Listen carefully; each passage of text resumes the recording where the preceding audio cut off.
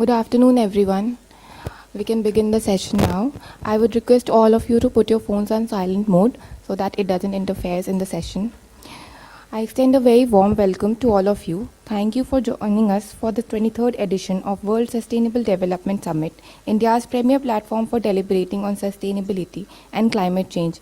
My name is Aman Shams. I am a project associate at TERI and will be emceeing today's proceedings on the topic Sustainable Skylines, enabling tomorrow's architecture with a web-based knowledge hub on advanced building materials and energy-efficient design. This session aims to delve into discussions surrounding access to knowledge about advanced building materials and design. It will include an introduction to the web-based knowledge portal being developed under Access to Knowledge for Technology Development and Dissemination Studies scheme by the Department of Scientific and Industrial Research by TERI. I would like to invite Mr. Yatin Chaudhary, Fellow, Sustainable Buildings Division, TERI, to deliver the welcome address.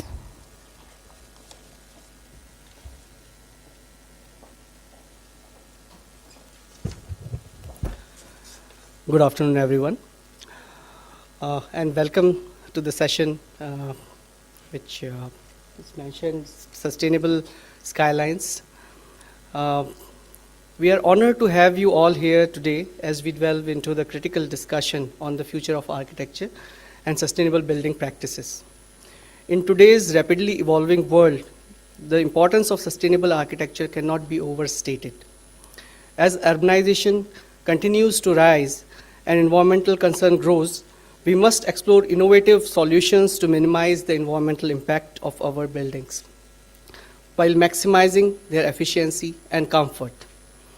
At TERI, we are committed to the inclusion of sustainability in country's growth story in building sector through our engagement in states for energy conservation codes, in cities for adoption of sustainability aspect in urban planning, resilience in climate change adoption, reduction in urban heat island effects, supporting industry and academia through industry platforms, and last but not the least, the support for design teams of building for green buildings, improving resource efficiency through energy audits, water audits, and resource efficiency. The project we are doing with Department of Scientific and Industrial Research under Access to Knowledge and Technology Development and Dissemination, we are strengthening the support required for adoption of sustainability in buildings. Through this session, we are aiming to shed light on the role of advanced. We will explore how leveraging technologies and knowledge sharing through web-based platforms can actually revolutionize the way we design, construct, and inhabit our buildings.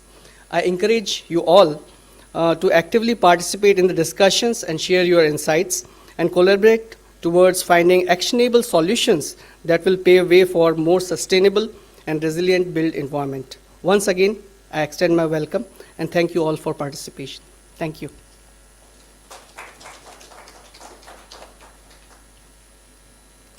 Thank you, sir. To delve deeper, we have a fantastic line of speakers with us today. On that note, I would like to invite our esteemed panelist on the dais, Mr. P. Mudalig, Director General Planning, Ministry of Environment, Sri Lanka. Mr. Mudalig, sir, you may come on stage. Mr. Mudalig is working as the Director General of the Ministry of Environment, Sri Lanka, as a Senior Planning Officer. He has 30 years of experience in national and regional level development planning and monitoring fields. We welcome you, sir.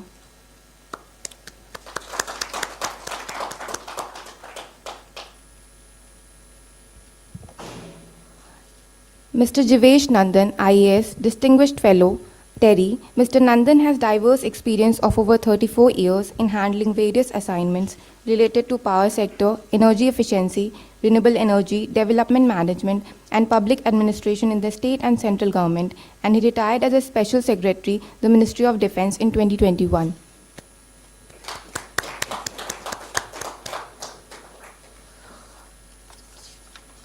Mr. Santosh Mazumdar, Director of Government Relations and Sustainability, Johnson Controls. Mr. Mazumdar leads Government Relations and Sustainability for Johnson Controls India, where he focuses on to tailoring the best of decarbonization technologies and business models from across the globe to India's needs.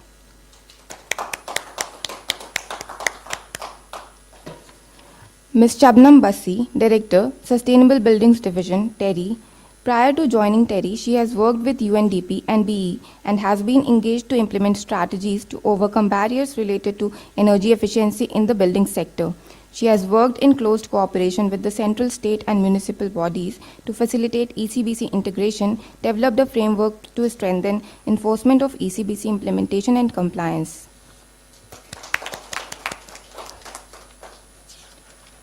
Let's extend a warm welcome to all our speakers.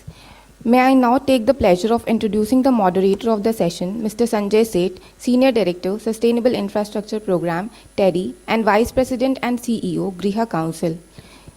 His work covers a range of activities from city to building level interventions, including policy analysis, sustainable urban planning, mainstreaming of sustainable habitats in the built environment.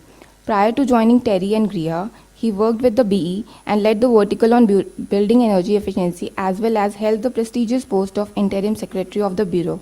It's a pleasure to have you with us, sir.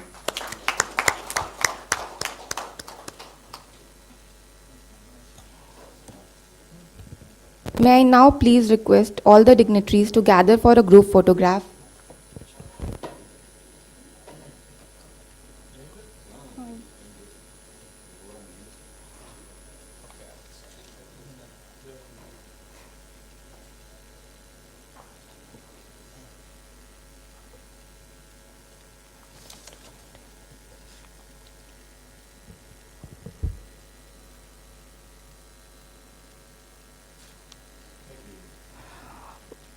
We also have Dr. Vanna Kalia with us today, Scientist F and Member Secretary A2K Studies.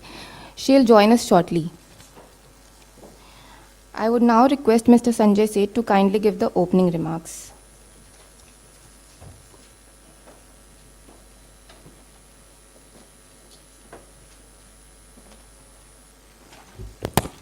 Thank you, Ayman. Good afternoon, ladies and gentlemen, and of course, my esteemed dignitaries on the dais, and a special welcome to our colleague who has come from Sri Lanka, the Director General of the Ministry of Environment. Thank you for being here, and it's an honor to have you amongst us. Ladies and gentlemen, as we talk about building our infrastructure, as we know that we've heard several discourses on how we are yet to put our largest infrastructure in place. That gives us, and we are all wanting to, we've heard on various forums that how we should probably go on a sustainable pathway.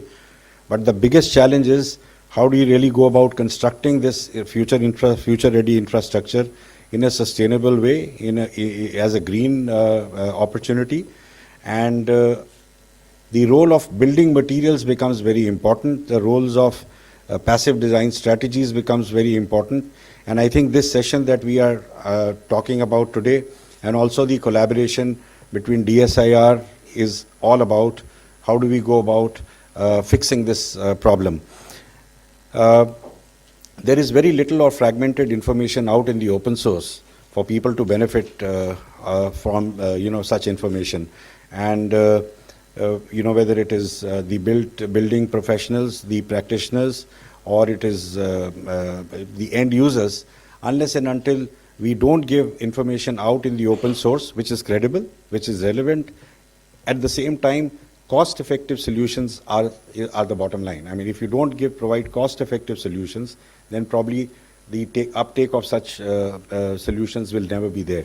And that becomes the biggest impediment if as you see, that when we are talking about sustainable infrastructure, that becomes the biggest bottleneck as we move ahead. So the track today, enabling tomorrow's architecture with a web-based knowledge hub on advanced building materials and energy efficient design, is very appropriate. I am delighted to have such a diverse panel with us who will be giving their views and thoughts based on their experiences and their engagement on this project or on the work that they are doing. They'll be able to give a very good perspective on how we should really look at the future. So, and of course, I would be failing in my duties if I don't talk about the A2K project, the TERI, the DSIR collaboration, where we talk about there is a web-based knowledge portal being developed by TERI under the Access to Knowledge for Technology Development and Dissemination. It is called A2K Plus Studies scheme by the Department of DSIR, Ministry of Science and Technology, aligned with India's Smart Cities mission and commitments to achieving net zero emissions by 2070. As you know that we are aspiring for a carbon neutral economy by 2070. So those are the underlying principles on which we are working. And our goal is to empower a global audience with latest insights and best practices in sustainable construction. So as we embark on this journey, let us seize this opportunity to catalyze change, accelerate progress, and build a more resilient and sustainable future for generations to come. I don't have Dr. Vandana Kalia with us right now, but I'm sure she's on her way and she'll be able to join us soon. But let's not wait, stop with our program, because otherwise we have, I think, limitation as far as time is concerned, and the other sessions I have to take on in this same room. So I think we should go ahead with our session, and as she joins us, we should welcome her. Thank you very much.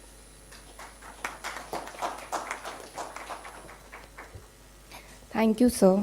I now invite Mr. P. Mudalik to kindly deliver the keynote address.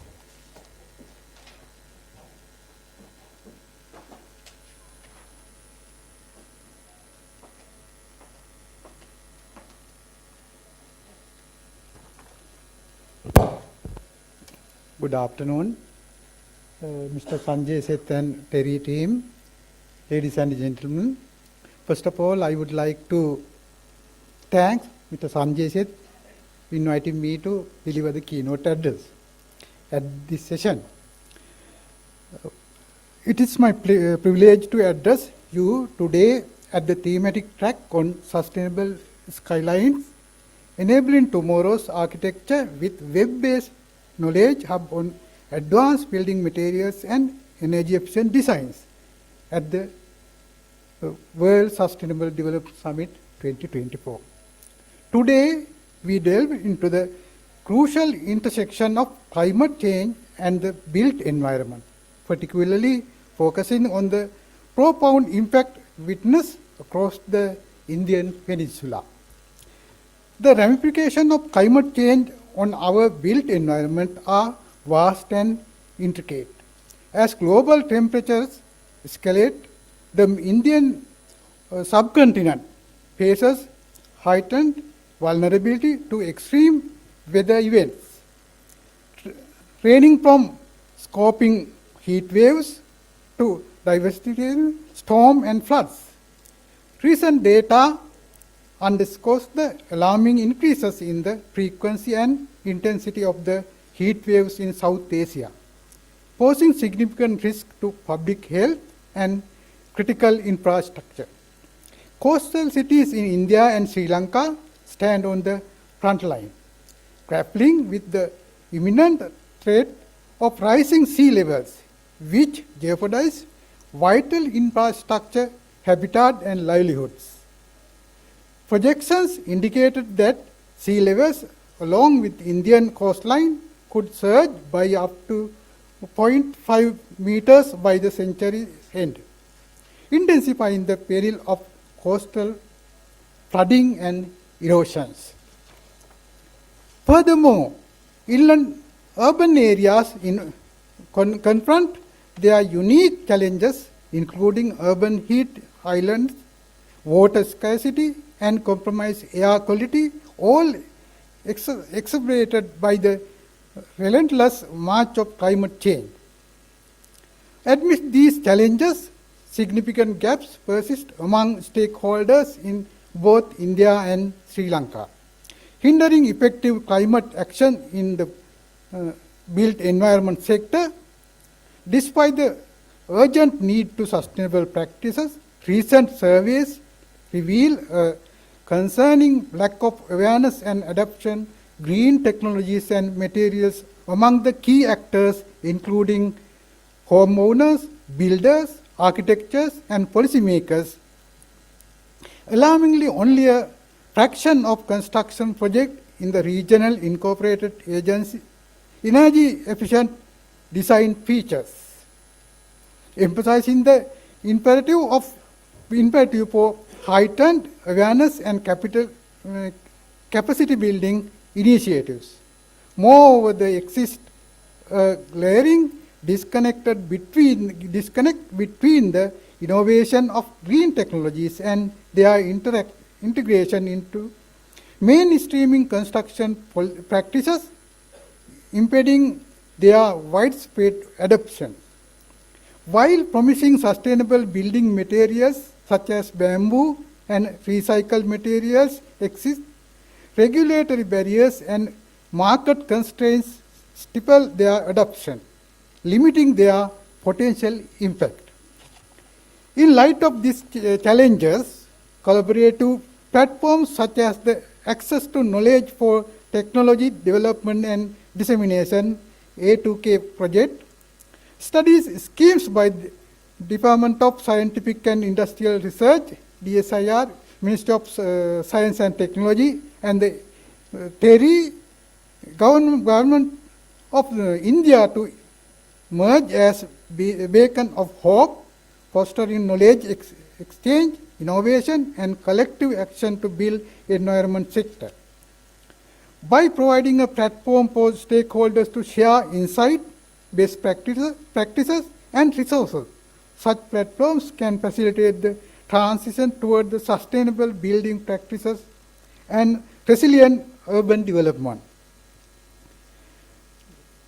Leveraging webinars, workshops, and knowledge-sharing events, they can catalyze cross-border cooperation between India and Sri Lanka, enabling joint effort to address climate change and promote sustainable urbanization.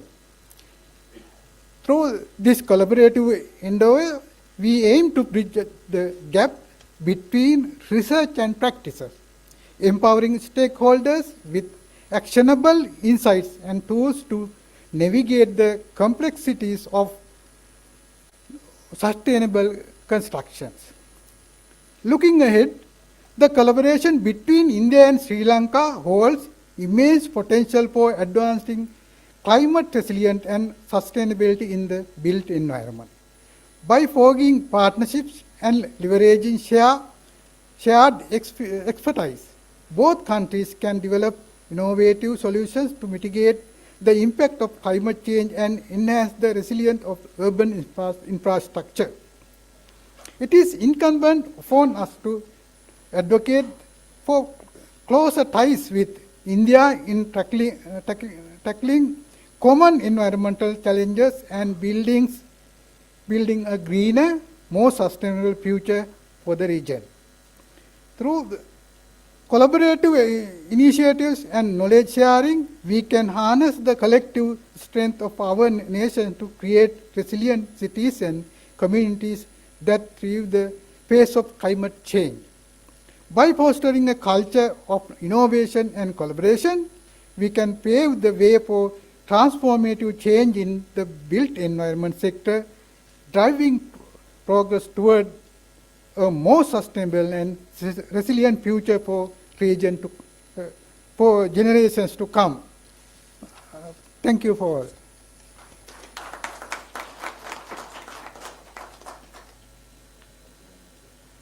Thank you, sir. Now we will have a short context-setting presentation by Ms. Tarishi Kaushik, Associate Fellow, TERI.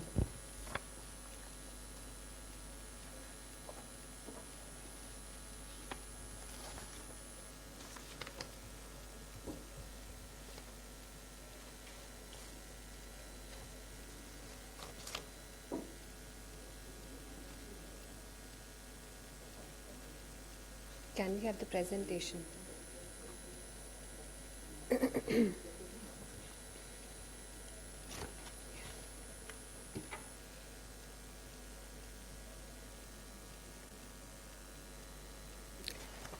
Good afternoon, everyone. Sustainable construction practices will be crucial as we strive to meet the evolving needs of our urban population and build a brighter future for all of us. If we look at the growing demand for building infrastructure in urban India, by 2050, India's urban population is expected to double to 814 million, creating a need for 25 million additional affordable housing units by 2030. Urban areas already contribute 63% to India's GDP, a figure expected to rise to 75% by 2030. This growth underscores the economic importance of our cities. This has resulted in a noticeable increase in the floor area of residential and commercial buildings, reflecting the dynamic nature of the urban development in the country. Further ahead, if we have a look at the energy consumption and the greenhouse gas emissions from the buildings in India, that is on a rise. Currently, buildings account for 34% of the total energy consumption by various sectors in the country, contributing 68% to the overall national GHG emissions inventory. India is projected to experience the fastest growth in building energy consumption globally through 2040. By 2030, buildings and appliances will hold the highest share of projected baseline energy sector GHG emissions in India. Addressing this issue, therefore, becomes very crucial for us for our sustainability efforts. If we have a look at the material resource extraction, the resource extraction per unit area in India is one of the highest in the world if we compare it with the global average. And by the volume of raw materials and natural resources consumed and construction materials and the products which are being manufactured, the construction sector is one of the largest consumers. So, while construction endeavors enhance human life quality, they also exert a considerable environmental impact. The manufacturing of construction materials, it demands energy and it emits greenhouse gases. Hence, it's imperative to delve deeper into understanding the ramifications of the large-scale construction that is happening and advocate for sustainability principles across all these sectors, emphasizing the necessity and provision of energy-efficient advanced building materials and the technologies. Numerous studies, they underscored that India's ambitious mission to achieve the carbon neutrality by 2070, it necessitates a swift reduction in GHG emissions, effectively bringing them to zero in the latter half of the century. To attain our climate objectives, buildings must consume less energy while facilitating the adoption of new and innovative technologies. However, there often arises a conflict between the conventional industry procedures and the new approaches, impeding the swift transfer of the technology within the sector. The dissemination of the case studies, therefore, it emerges that it's a vital research strategy across various fields to facilitate knowledge transfer. In analyzing the intricate scenarios like the construction projects, the case study methodology, this has proven to be a reliable tool for capturing the comprehensive information for investigative purposes. So, basically in the scenario, we are working with the DSIR team, and within the framework of the Access to Knowledge for Technology Development and Dissemination Study scheme, TERI is actively engaged in bridging the gap and the divide created by the ineffective and unreliable information. Our approach basically focuses on showcasing the best exemplary practices and actionable solutions vetted against the performance standards, all while prioritizing the stakeholder needs. Basically, our objective is to pinpoint the advanced building materials and design strategies in India using a subclimate classification methodology. And subsequently, we then aim to disseminate these identified best practices through a web-based knowledge portal, which will have a number of case studies and a wide array of literature, sources like journals, research papers, etc.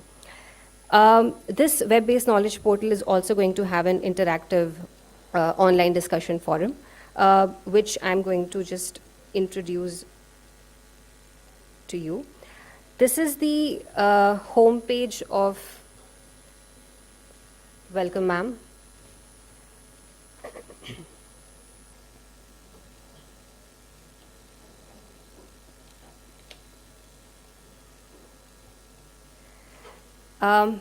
This is the homepage.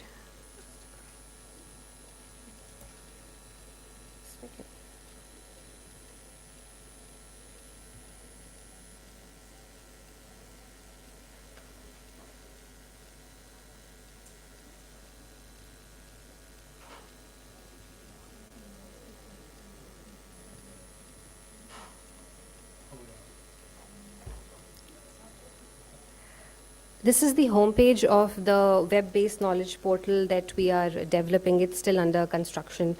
So this is going to have a repository of information which will have both case studies and resources on advanced building materials and design. So I'll just quickly show you what it basically entails. So there are two important parts. We have the resources, which will have a list of literature like research paper, journals, books, and reports. It's going to look something like this, and the user can access this information. They can have a read, will have a little brief about the research paper, and they can access the research paper through the links that will be provided over here. Similarly, we have journals, and we also have books and reports. We also have a tab on case studies.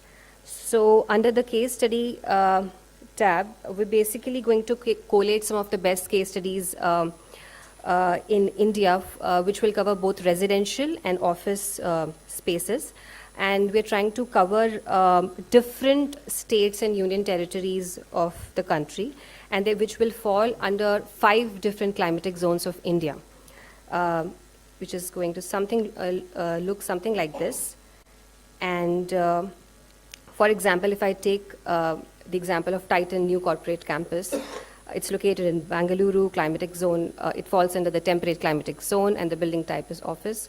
If you click at the read more, then you can access the entire case study. It's going to give you the information on all the design strategies that they have used, all the passive features, all the active features, so the user can readily access the entire information from here. Other than that, the knowledge portal will also cover key data on existing scenarios and future projections related to the building infrastructure sector. Is also going to have a list of government initiatives related to that. Based on the case studies that we have collated and the literature review that we have done, we are also going to list down some design strategies related to energy efficiency for each climatic zone. So that the user gets a ready reference as to what kind of design measures he or she can implement in their project in the particular region. Other than this, it's going to have an online discussion forum as well in this portal. So this feature will basically allow the users to submit their queries if they have any regarding to any specific case study, which they can directly submit through the portal, and it will be addressed, it will be answered through the relevant experts of the specific case study. So basically through this portal, we are aiming to enable the industry and the building professionals, the end users, to identify and know what are the best available technologies and practices that we have on innovative building materials and technologies, so that we can basically contribute to reduction in energy consumption and carbon emissions for the building sector. Thank you.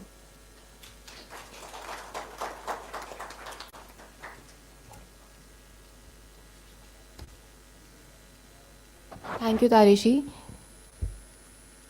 We now have Dr. Vanna Kalia with us, Scientist F from DSIR, Ministry of Science and Technology. Dr. Vanna has been associated with the Industrial Research and Development Promotion Program of DSIR, which facilitates and accelerates research activities by the industry to enhance their contribution to the national R&D expenditure. We welcome you, ma'am. I would now request Mr. Sanjay Seth to take the discussion further. Over to you, sir.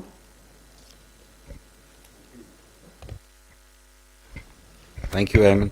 A very warm welcome to you, ma'am. Thank you for joining us. I think the work that we are doing, which was presented by Tarishi, it just shows a snapshot of what we are really getting into, and I think this is the need of the hour. Case studies, information about stuff that can really change the scenario, the way we are constructing. I think this is we are very excited about the work that we are doing. We hope that once it is up and about and running, people will be able to access it. And it is a live portal, so I think it will keep adding information. But the key is that somebody has to go about maintaining it and fixing the bugs that are associated with it. So I would probably at the end of it request you to throw some light on that as well, because in the past we have developed portals on behalf of the Government of India, for example, under a GIZ funded program. We developed Buildings Materials Directory, Energy Efficient Building Materials Directory of India. And till the time the GIZ program was supporting it, it was up and running. But thereafter, we do not know whether it's still running or not. So that's very important that we keep it live and operational thereafter. But having said that, I would like to now take forward the discussions. I have a very eminent panel that I have that you see before you. They bring a lot of diverse kind of experience that they come with. In fact, the person who's sitting right next to me, Mr. Jivesh Nandan, he's a former bureaucrat. I've had the privilege, not only me, but there are many people in the hall and maybe on the table here as well, who've had the privilege of working with him. When we were together in the Bureau of Energy Efficiency, and whatever we are kind of discussing and putting together here, and building codes and all of these things which just began. I think we were all fortunate to be working together, finding solutions. And what better a person than him to be here on the panel to give his perspectives, especially when we talk of the building stock that is going to be added, the way we are urbanizing both on the rural side as well as on the urban side. And you heard that we are going to be probably 50% or maybe close to 50% of our populations are going to be living out of urban spaces by 2050. Nearly half our population is going to be kind of migrating to urban spaces. So obviously the pressure on land, pressure on infrastructure is going to be immense. Tarishi in her presentation also pointed out about the sourcing of materials, the sourcing of raw materials that go into construction materials. So these become very important. At the same time, the reason why we are providing this housing or offices or whatever is for two aspects. One is, of course, safety, and the other is comfort. And if any one of these two elements go missing, then we are in trouble. So, sir, given your, your experience and the amount of work that you have done, how do you see that, strategically, how do we go about implementing these measures amid the dynamic shifts that are taking place, the shifts that I talked about, and at the same time keep the comforts at the very center of it, sir? So what are your views on that? Good afternoon, everyone. Thank you very much, Sanjay Sethji, and all our distinguished panelists, as well as all the delegates who are present here for this session. And this is one of the most interesting discussions that we are having today.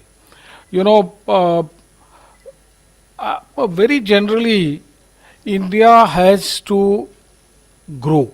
I mean, that is the first priority that as a country we have.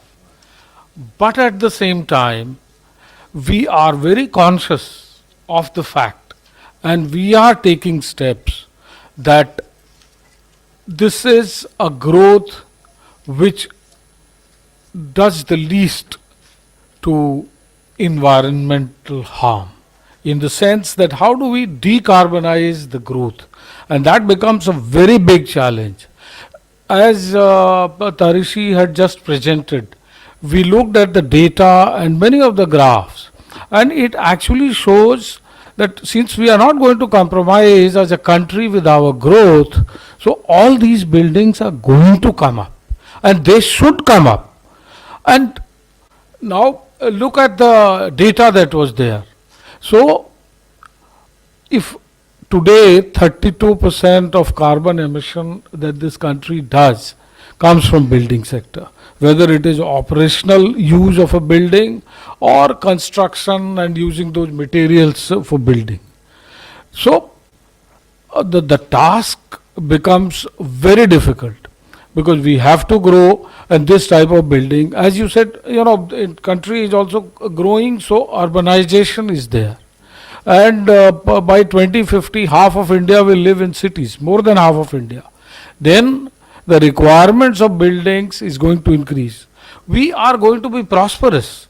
We have prospered to a great extent, and in another 2 decades we will be much more prosperous than we are today, which essentially means that we are going to be in a position to afford better, building spaces for ourselves, whether it is in residentials or it is in commercial or in offices, wherever. So, thermal comfort of the space that is going to be added in, let's say, by 2030, by 2040, by 2050, it is going to be tremendous. And so the challenge becomes very big. But I think the biggest advantage that we have, that most of this infrastructure is going to come up, in the sense that it is not already built, and therefore we can choose a path which is very different from what most of the developed countries which we see today they have done. And it's a challenge, because despite everything, if you go today on Gurgaon highway, and I was going the other day towards Greater Noida, so all the buildings are coming up. We know that a glass facade is not what is most suitable for us. But at the same time, I don't see many buildings which do not have glass facade. And same thing is happening again there. So this is the time when, as a country and as a community, we understand what is best for us. Since we are in a position to build this infrastructure, we are going to build it in the next 2-3 decades. So that's a very big advantage that we have, and we must, to take that advantage. And it cannot be, let's say, these are the origins. A discussion like this will always, bring about ideas which, if implemented, like we just saw the type of case studies and the new practices which are being adopted by different buildings, different organizations in India. So all that is available at one place. Now this is a very big requirement of today, and I'm sure that as this website and as this knowledge resource gets enriched, more and more of us will be using that. And I will also talk about, let's say, the active measures for space cooling that is being adopted. That will be adopted, because once a building is constructed, then whatever may be the way, we are going to make it comfortable for ourselves. Since we are building it now, it is all the more important that we look at all the passive methods which are available to us, which, if used in these new constructions, will actually reduce the active cooling load by maybe, there are many studies, 30%, 35%. So it will be very different from what the developed countries have done. And we have to have a different path, because our challenge is that we have to grow, and at the same time we do not have the luxury of emitting so much carbon. Therefore, passive measures is something which has to be emphasized at this point of time. And the challenge, fortunately, as we were discussing the other day, this, let's say, the example of government's PMAY urban and the PMAY rural. Now, in both these, there is a submission which is on technology. And I was very happy when I read that this is something where, you know, whatever efforts TERI is making, it really fits. In fact, I noted it down when I was looking at it. Our technical submission actually talks about better habitat designing and planning, environment friendly houses, best construction practices, arranging most innovative technology, picking the most suitable materials. Now, these are something which are, you know, very relevant when we talk about passive measures that we have to adopt while it is being constructed. So, this is the time. And, you know, it's a huge task. And when whole country is involved, governments are involved, all other private players are involved, then all the knowledge and all the wisdom we cannot expect will be there with those people who are going to implement these policies. And they will need people with information. And we have to go to the, let's say, governments and implementers of these schemes, and we have to tell them what the work that we have done.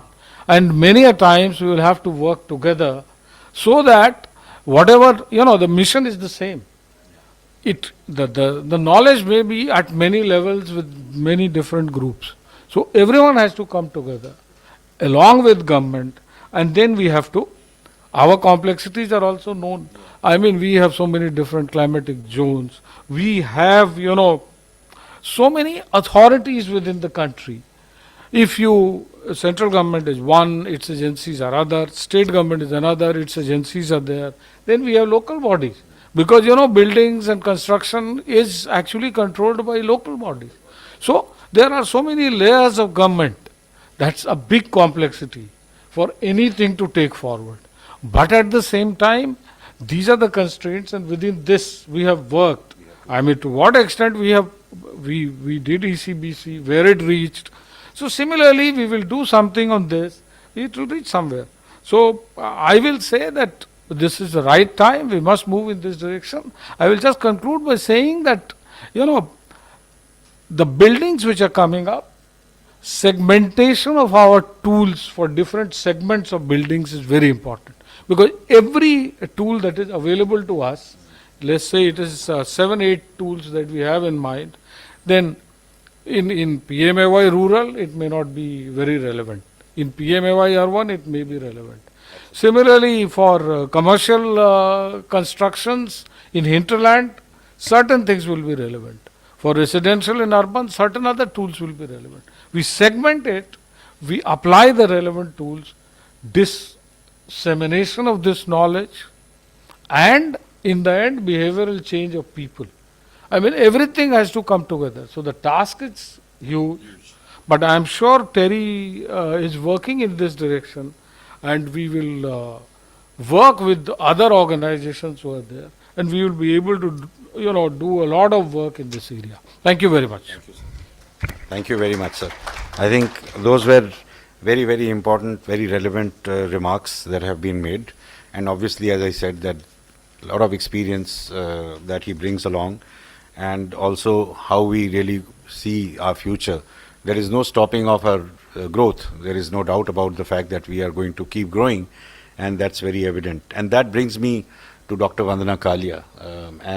Ma'am, you are aware of the Smart Cities mission, and that's, I think, on a mission mode, how do we really plan about, or how do we really see our future projections or the growth of cities happening, which obviously cities are just, buildings are a subset of the cities, right? So we will see a lot of these things happening. As a result of which, organizations such as TERI, and even the department that you come from, the Department of Science and Industrial Research, Scientific and Industrial Research, a lot of things are done at the lab level. And then we need to kind of scale it up on the ground. And that becomes very important because, you know, it's a different scale altogether. And what has worked in the lab not necessarily would be successful on ground. And we found this not only in the case of so the work that we are doing, but we have seen this even in some research patented technologies that have been developed by TERI, such as TEDOX, the TERI Advanced Oxidation technology, which is primarily to kind of treat affluent water, industrial waste and wastewater. But when we talk of at the lab level, it works wonderfully. But when the moment we bring it to scale, it becomes economically unviable. So it's very important. So your thoughts on that? So if when we are talking about, and as he said, that it's very important that we when we talk about scales, how are we going to kind of translate this in actual ground reality? Thank you. First of all, I think congratulations to TERI for organizing this summit, which have been successfully organized for last 2 decades. And in our neighborhood also, I think in last 2 decades, we have seen the growth, urbanization at a very fast pace. We started somewhere in 2002 with Gurgaon, and then Noida, it moved further.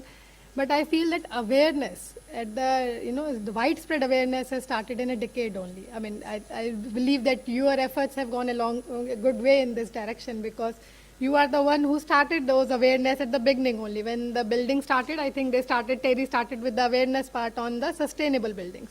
So it's appreciable. I think it's very appreciated. And now we are more and more aware. So that's the reason I think DSIR joined hands with TERI to bring out this web-based knowledge hub. And I believe this is one portal which is going to address that challenge in a way.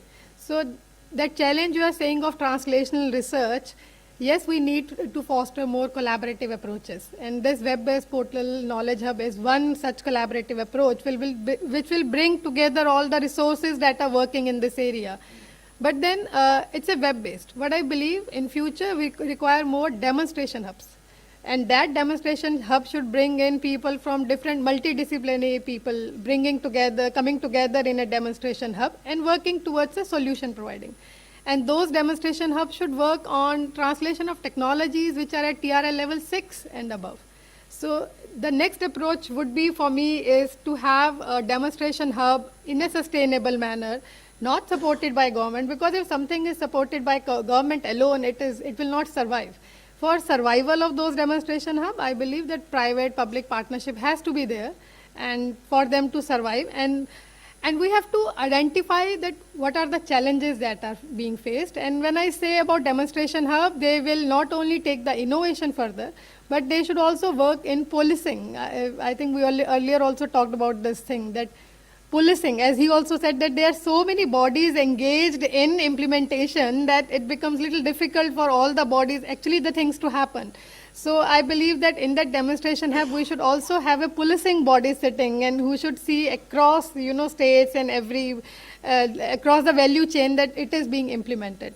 So that's one of my, thought, that those hubs should be the capacity building hubs. Those hubs should be the practical hubs where the government can fund, the private sector can fund together and bring up some, translational research. So that's my belief in that. Now you're also talking about web-based portal sustainability. I believe sustainability depends on the strength. So if something has strength and it achieves its target, the sustainability will happen. Automatically it will happen. So I have a strong feeling that if our web-based knowledge hub, this portal is having that strength, then it will get sustainable, because it will get support from other organizations, and then it will survive.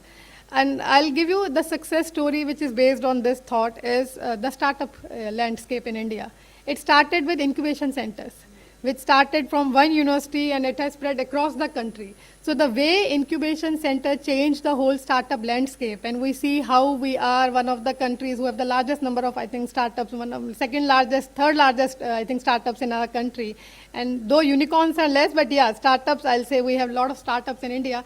I believe the next step is having those hubs which can take the technologies from TRL level 6 to TRL level 9, and which can also have the support of regulatory bodies therein, and also have the support of the bodies who are going to implement it. So that is what my way forward would be on this. Thank you very much. I think, those are very appropriate remarks that you make. And of course, demonstration hubs is what we are all attempting to do. and then, so that we are able to kind of translate the innovative work that each one is doing. And then, of course, important is, I think you stressed upon the need for governance and policing, you called it. We would call it, better word is governance. And public-private partnership is, of course, the key word. That's absolutely right. And since, let me just jump across to Santosh. These days, the jargon that is used is decarbonize. He also said decarbonize the construction, the building sector. Everyone talks about decarbonize, right? And now, with the amendments to the EC Act, we also have a carbon market, a carbon registry is being set up, and which is going to be administered by the Bureau of Energy Efficiency. So, when we talk of the approaches and measurement techniques that can be adopted to minimize the operational and embodied carbon, right? Ensuring comprehensive and sustainable life cycle management of buildings. So let's keep it centric to buildings. How would you go about explaining this dilemma? I mean, I can't help quote this here. I just recently read, worry is the interest one pays for the trouble he borrows. And given the context that we are in, and we are used to this, borrowing the troubles, creating the mess, and then trying to find solutions. And worry about it, right?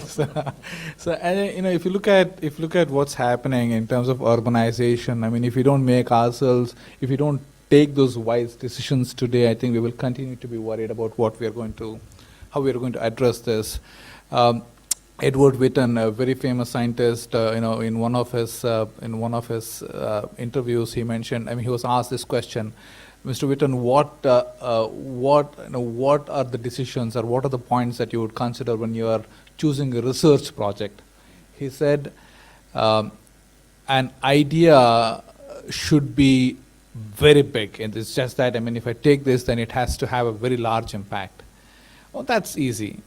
The second thing is that he said an idea should be very simple for me to work on, in the sense that I think many times we try to look back at things that are very imaginative but not very impactful.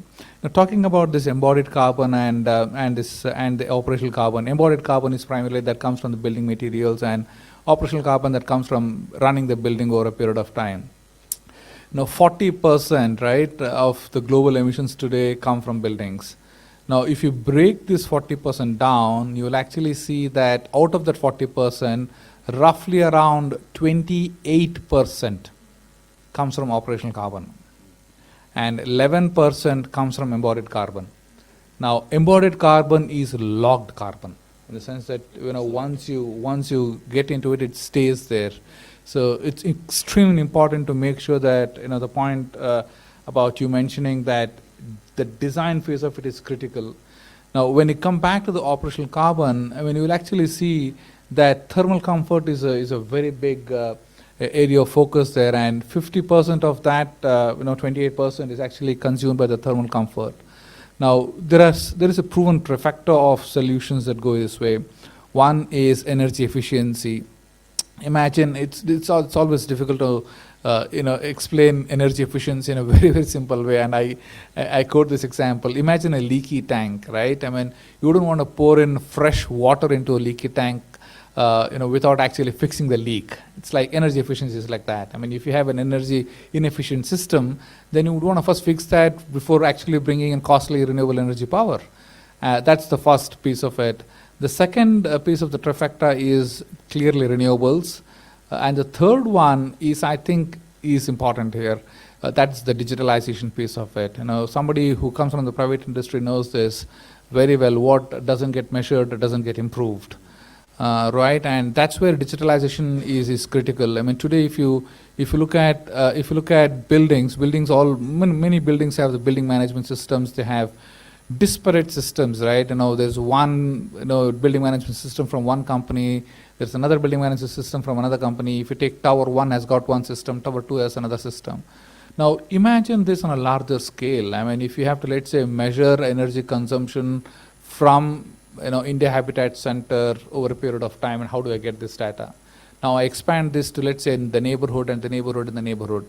Now, unless the government or some authority decides to implement and measure how the buildings consume energy at what times of the day and what equipment, it's extremely difficult to take those decisions as to what will impact bringing down the energy consumption in buildings.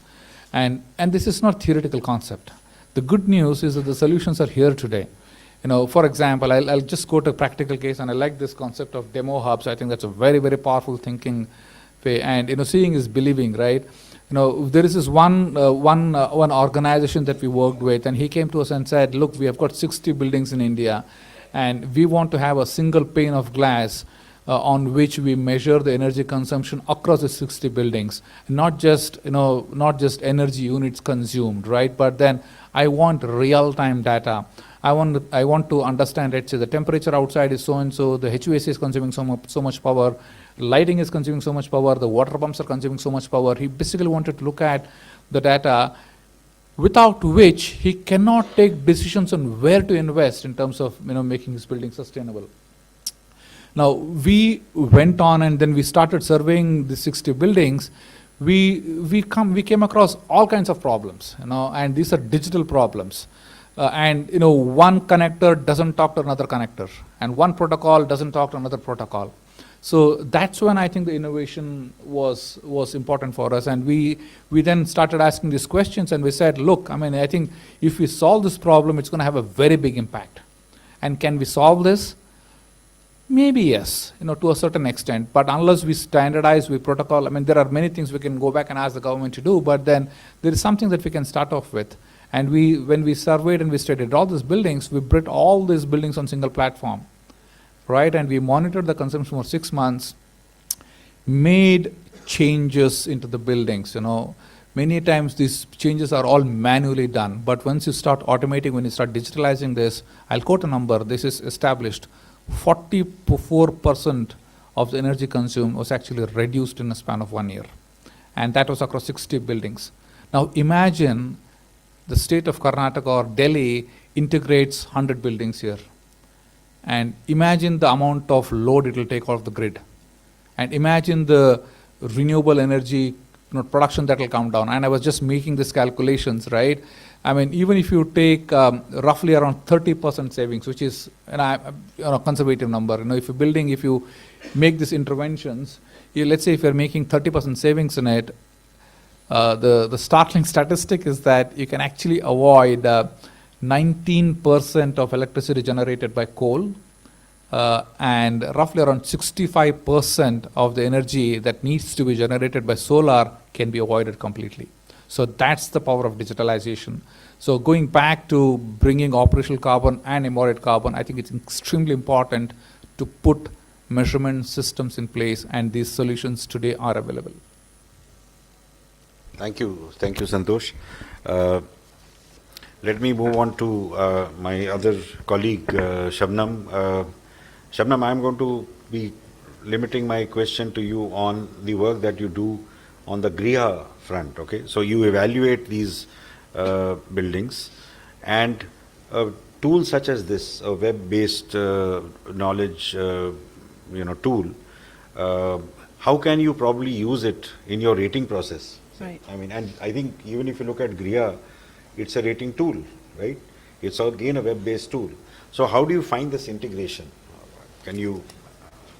So coming as the last speaker is easier because I think most No, of I'm us going to have have many more already speakers, don't spoken a lot of it, but I think that also puts me into a lot of discussions that have already happened, which I would like to touch upon one by one. One, of course, we touched upon the idea that we are urbanizing, and 70% of the construction is yet to happen, and that brings us an opportunity in the terms of the way we are going to build, and the way we are going to construct in future. But at the same time, I think the number of challenges that we have really heard in the previous speakers that they have mentioned, that we need processes in place, we need the information platforms, where this information is readily available, we need places where these experts are available. So I think if I talk about the amount of work that needs to be done, in order to achieve our targets of net zero, in order to meet the housing demand, it is important that, we have those collaborative approaches in order to achieve those targets. So I think one very important aspect which I feel which should be looked at is the information and technology, and I think that is something that binds us all, and somewhere or the other I feel that we are connected to this in a very, very broad way, because this is one tool where we not only reach directly to our to the group when we talk about our stakeholders, but also we touch lives of the end user because they get this information readily available. In order to provide that kind of information to the end user, there is some data that has to go through these tools and through the research and the work that we have done, which makes it a person who wants to use this information, that is, he has access to that kind of information. So I think those are the things that we have worked in the past so many years, and if I look at the journey of last 20 years, that the buildings, the way we have evolved, I think there is a lot of work that has happened, right from framing the rules and regulations. And we talked about only energy conservation building code. We have started talking about sustainability. We have started talking about ECBCS, where we have built in sustainability in a very big way into our codes. But now is the time that we want to work towards how these materials are available, because there's a lot of information there in the open market, but there is no one place where one can find this information very easily. So I think there is a challenge as well as an opportunity, as I said. So Griha has created this platform which is called the Griha Product Catalog, where we not only verify information in terms of the kind of specifications that are available, but it is also evolving, because as the data keeps coming and as the technologies are advancing, this data gets enhanced. So in similar ways, I think the government is also working, as you mentioned, that Bureau of Energy Efficiency has come out with the directory.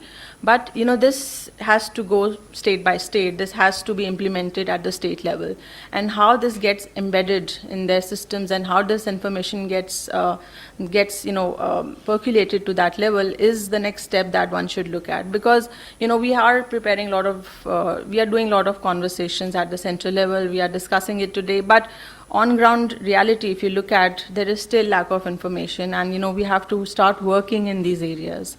Griha Council also does a lot of work in terms of doing outreach and doing this capacity building work. And through these IT tools, we have developed these online courses where we have sensitized the end user and also developed this cadre of professionals who are available to do such projects. Apart from that, we have started doing online site visits. We have started evaluating the projects, sitting here from Delhi. So I think these are the ways which will help us, faster the process and also help us reach, to the end user, without any barriers. So I think this is what is required, and to identify these barriers and to start working in that direction will become extremely important in the coming years. So I'll leave it at that, and I'll be open to more questions. Great. I think web-based is the solution. That's what I hear everyone talking about. This web-based information or the way to move ahead is very important. But then one of the words of caution that I think she also mentioned is that what credible information that goes into this, because that is really people are going to depend on these kind of tools to drive the markets in the future. I don't want to put Mr. Mudalige in a spot, but I just want, although you are not there as a speaker, but I just want to ask you that when we are looking at these discussions, how do you see the relevance of it even in Sri Lanka? Can you throw some light on that, please? Thank you for your question. Sri Lanka has a separate ministry we call Construction, Housing and Urban Development. Okay. It is a separate ministry. They handle the construction industry and building materials also. But Ministry of Environment very recently introduced green building guidelines. We prepared the green building guideline with the consultation of all stakeholders, and we get the approval from the Cabinet of Ministers, but it is not a legal document, legal binding, but it is volunteer document at the moment. We have introduced to the all government agencies and all private sector industries to please apply apply these guidelines as voluntary. This is not, at the moment, it is not a legal level. That is the situation in Sri Lanka in the construction industry, especially advanced building materials and energy efficiency has come. Okay. So you already have a set of guidelines which have been brought. But the compliance is something which you are not very, right now, not very robust methods, right? Because it's a voluntary document. Okay. Thank you. Yeah. So, let me just, since we have about another 10 minutes or so before I open up the floor for questions, I would want to probably take your last impressions or thoughts on the work that we are doing, or even if it is not related directly to the work that we are doing, but your thoughts on making this decarbonizing, if you want to use the word, if you want to use the word sustainable, if you want to use the word green infrastructure, whatever, I mean, something like that. So, sir, maybe I could begin with you, Vandana. What are your thoughts? I mean, your very quick thoughts on that. So, how do you see the future? Where should we be moving?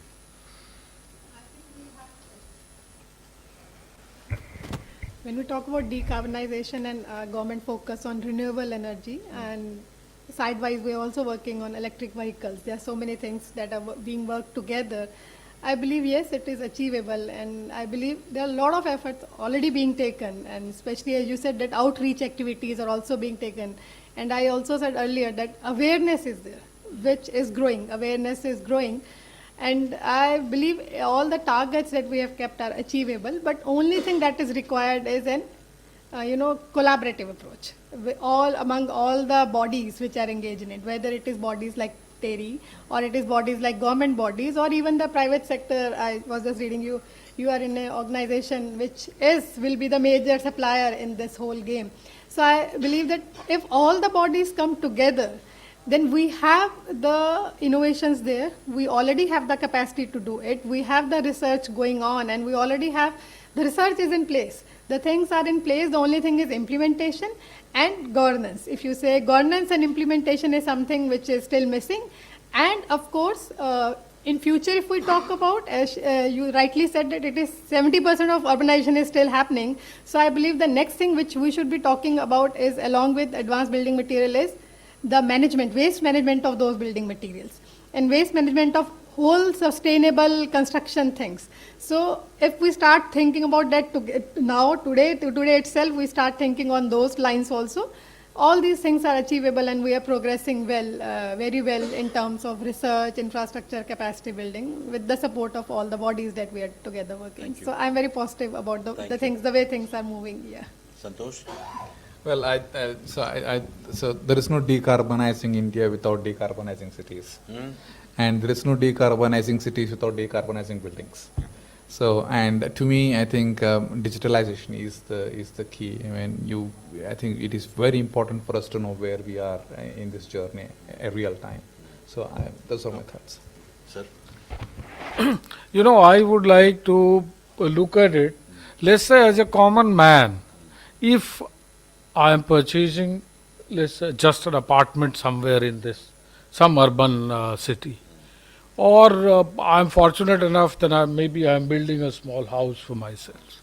Then for that person, what is relevant is that the choice of material, building material that is available, and if somebody has rated it from the point of view of decarbonization and thermal properties. It will be a combination of how much embedded carbon is there and how much thermal insulation it gives. So this combination into some index, and I can look at, if I'm purchasing an apartment, I should be able to understand, okay, this builder has used these material, and this is what normally is recommended. So I will make a choice. So informed decision. Yeah. So this information has to be available to a common man. One is about building material, which is very relevant. I mean, tomorrow, even if all of us are very conscious that yes, we should not emit lot of carbon, but when I am purchasing a house, how do you know? How do I know that? So this information is very important. It will only come through, and maybe a tool where I feed all the data about the building, that this is the material that I am going to use, so much material I am going to use, this is the, then how much carbon is embedded into this. If I get to know, it will be very good for me. And I think that is what we should aim for. Thank you. I think this is, again, I am saying, this is the reason why this is your BE experience which is coming back again, sir. That informed decision making ke liye, you give me some information and I will. Very good. But that is very appropriate, the points that you make. Shabnam? So I think the knee-jerk actions will never be of any use, and I think we have been slow, but we have been very effective. Even if we are doing 5% of the total construction, I think we can claim that that 5% is actually green. There's no greenwash. So I see a future definitely, and as everyone has rightly mentioned, that we need to have that right platforms where this information is readily available, and that credible information that has to be sourced at one place where a user finds it easier to get this information easily. So I think that is something that will work in the favor of the user. Thank you. Thank you. So now I think we have time for a few questions. Can I open it up to the floor? Can I see a show of hands, please, if there are any questions? Okay, 1, 2. I see 2 questions right now. Okay, let's, you go ahead first, and please, kind of introduce yourself and who is it addressed to, please.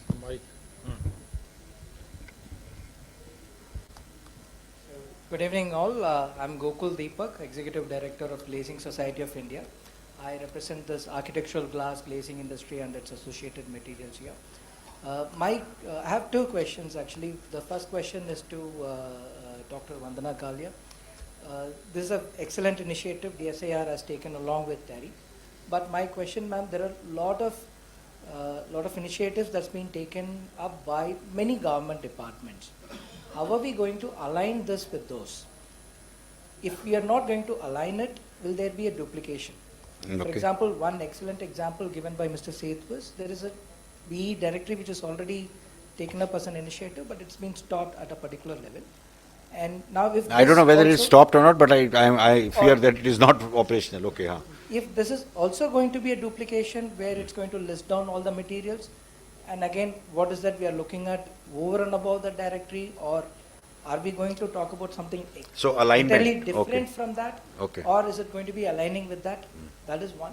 And number 2, my one suggestion on that is, instead of listing out the products of different manufacturers, so one part that the directory did was it was listing out all the products of the manufacturers. Let's start listing out the materials. I'll give an example of glass. When I talk about glass, no one are aware about the different types of glass. There is something called safety glass, there is something called energy efficient glass, there is something called a double glazed unit, triple glazed unit. There are multiple varieties of glass that are available. Not every glass facade is bad. You have a better energy efficient glass facades that are available in the same country, which has been used by many of the government organizations, which includes our own parliament. There is a World Trade Center which is coming up. So all these buildings are using a better glass facade in their building, which has been properly tested and properly evaluated. So if this tool is going to talk about an informed choice of all products, instead of listing out the manufacturer's product, for example, if I'm a manufacturer, I can come dump in all my 100, 200 products there. There could be another manufacturer he can do. There might be 10 manufacturers, I will be knowing about this initiative, I'll dump all my products. But there'll be some 1,000 SMEs who's not aware about this, they will not include all these products, so they'll be losing the market outside. So if this more focus on the materials rather than getting into the individual products of manufacturers, will that be the case here? 1. 2, how it is going to get aligned with the different all right. Thanks. Yeah, as far as, the second part of your question, let me just, I think that is material, right? We are only trying to align it to different manufacturers so that it becomes easier. But material per se, it's the material that is being listed on the portal. And but the point that you make is very relevant, and we will see that if it is not being done accordingly, we will make those changes. And ma'am, your question that he asked, how do you align it with various other initiatives? Yeah, aligning, I believe every ministry has some overlap over the different initiatives that is happening, and that could not be sometimes, avoided. At times there is some overlap, but you asked about initiating and then stopping it. For that, I have answered earlier also that when we initiate something, government only provides an initiative support and promotion. Sustainability depends on the stakeholders across the value chain. It is their participation that will help that initiative to succeed. Government can't make it successful or make it go run on a long-term basis. Government can only initiate it and promote it in the beginning. And then I believe participation of the stakeholders is important to make it successful. No, and also the The more you duplication. participate, I believe, in all these initiatives, the more you contribute over a period of time in these initiatives, because there is an interaction portal also.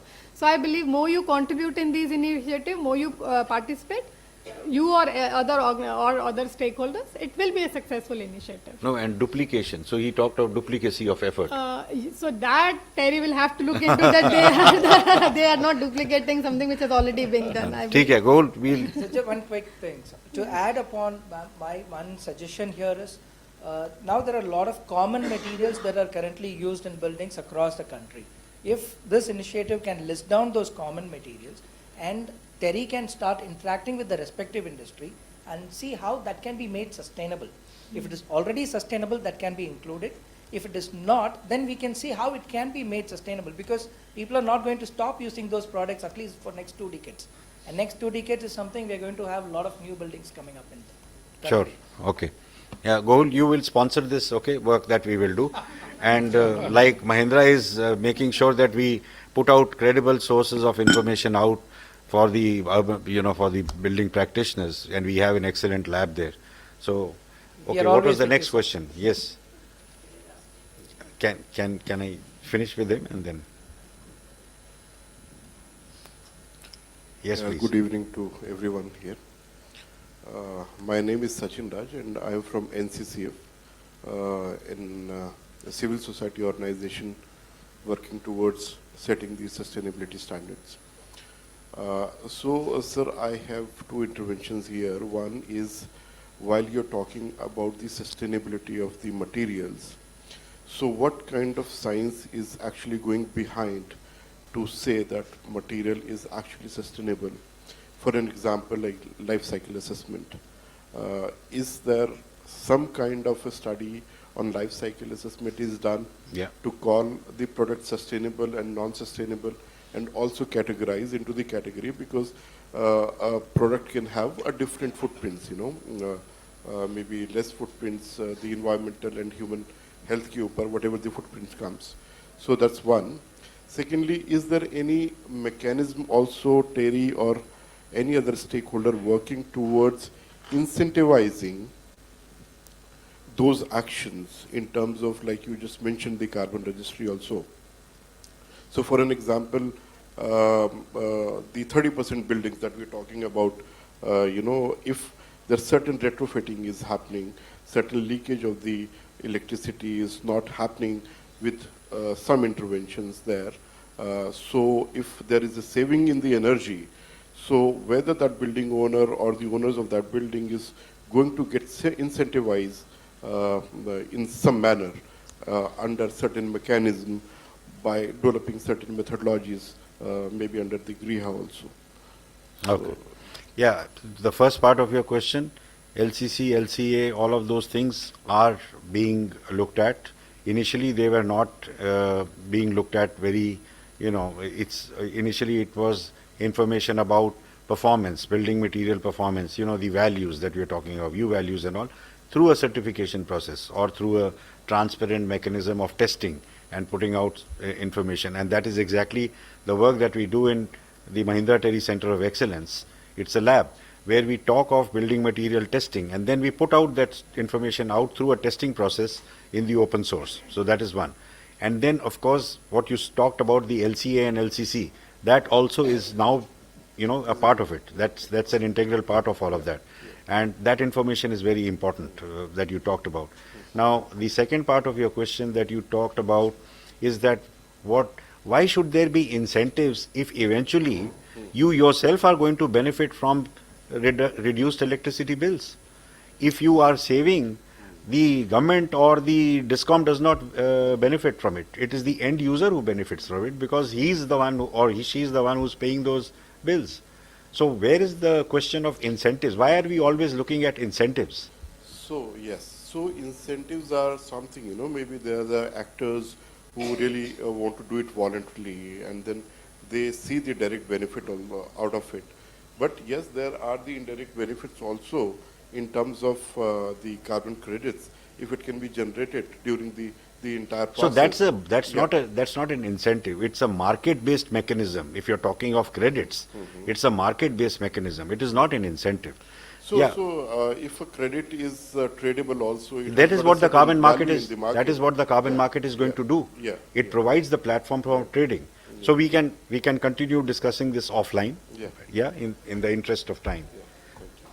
All right. Can we? You want to? I think. Tarishi, are we good to close? Thank you very much. Yeah. And first, before you come on, let me thank the esteemed panelists for their excellent, interventions that they have made. I think a big round of applause for all of them, please. Over to you. Thank you, sir. I extend my sincere gratitude to all our esteemed panelists for their invaluable contributions during the enlightening session focused on tackling the obstacles surrounding the dissemination of knowledge regarding advanced building materials and energy-efficient design.